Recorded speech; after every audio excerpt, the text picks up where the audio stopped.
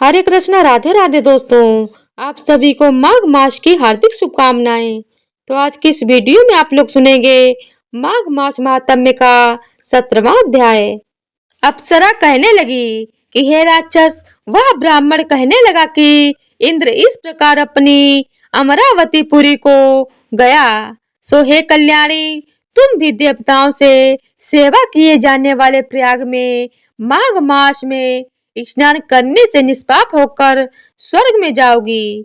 सो मैंने उस ब्राह्मण के यह वचन सुनकर उसके पैरों में पकड़कर प्रणाम किया और घर में आकर सब भाई बांधव, नौकर चाकर, धनादिक त्याग कर शरीर को नष्ट होने वाली वस्तु समझकर घर से निकली और माघ में गंगा यमुना के संगम पर जाकर स्नान किया। सो हे निशाचर, 3 दिन के स्नान से मेरे सब पाप नष्ट हो गए और 27 दिन के पुण्य से मैं देवता हो गई और पार्वती जी की सखी होकर सुख से निवास करती हूँ।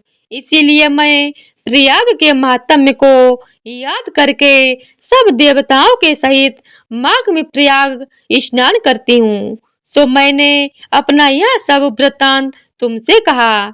तुम भी इस योनि में पड़ने और कुरूप होने का सब कारण कहो। तुम्हारी दाढ़ी और मूछें बहुत बड़ी बड़ी हो गई हैं और पार्वती की गुफा में वास करते हो। शाचर कहने लगा कि हे बद्रे, सज्जनों से गुप्त बात कहने में भी कोई हानि नहीं होती। मुझको अब कोई संशय नहीं रहा कि मेरा उद्धार तुमसे ही होगा। सो मैं अपना सब वृत्तांत तुमसे कहता हूँ। मैं काशी में वेदों का ज्ञाता था और बड़े उच्च कुल के ब्राह्मण के घर में जन्म लिया था। मैंने राजा, पापी, शूद्र तथा वैश्यों से अनेक प्रकार के दान लिए। मैंने दान लेने में चांडाल को भी नहीं छोड़ा। उस जन्म में मैंने कोई भी धर्म नहीं किया, वहीं पर ही मृत्यु को प्राप्त हो गया। तीर्थ स्थान पर मरने के कारण नरक में नहीं गया। पहले 2 बार गिद्ध योनि में, 3 बार बाघ योनि में, 2 बार सर्प योनि में, 1 बार उल्लू की योनि में और अब 10वीं बार राक्षस हुआ हूँ और सैकड़ों वर्षों से इसी योनि में हूँ। इस स्थान को 3 योजन तक मैंने जंतुहीन कर दिया है। बिना अपराध के बहुत से प्राणियों को मैंने नष्ट किया है। इस कारण मेरा मन अत्यंत दुखी है। तुम्हारे दर्शन से चित्त में कुछ शांति अवश्य आई है, क्योंकि सज्जनों का संग तुरंत ही सुखदायी होता है। मैंने अपने दुख के कारण आपसे कहे और सज्जन लोग सदैव दूसरों के दुखों से दुखी होते हैं।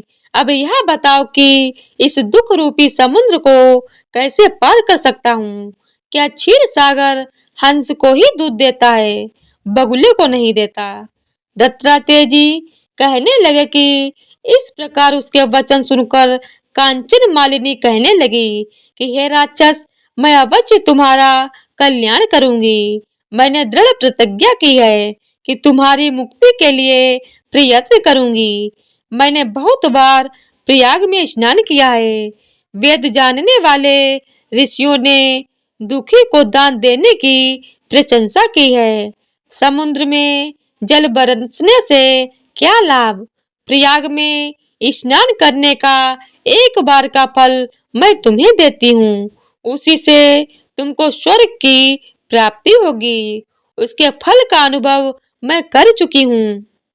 तब उस अप्सरा ने अपने गीले वस्त्र का जल निचोड़कर जल को हाथ में लेकर माघ स्नान के फल को उस राक्षस को अर्पण किया। उसी समय पुण्य प्राप्त वह राक्षसी शरीर को छोड़कर तेजमय सूर्य के सदृश देवता रूप हो गया।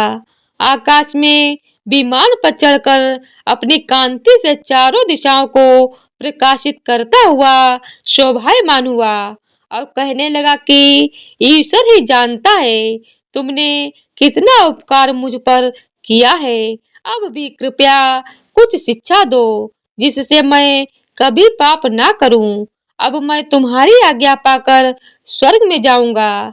तब कांचन मालिनी ने कहा कि सदैव धर्म की सेवा करो, काम रूपी शत्रु को जीतो, दूसरों के गुण तथा दोषों का वर्णन मत करो, शिव और वासुदेव का पूजन करो, इस देह का मोह मत करो, पत्नी पुत्र धनादि की ममता त्यागो, सत्य बोलो, वैराग्य भाव धारण कर योगी बनो। मैंने तुमसे यह धर्म के लक्षण कहे। अब तुम देवता रूप होकर शीघ्र ही स्वर्ग को जाओ।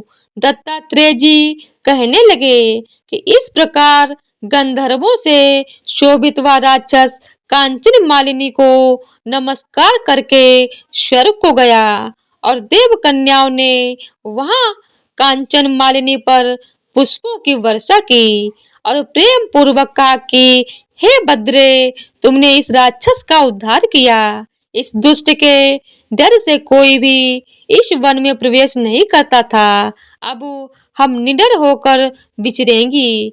इस प्रकार कांचन मालिनी उस राक्षस का उद्धार करके प्रेम पूर्वक देव कन्याओं से क्रीड़ा करते हुए शिवलोक को चली गईं।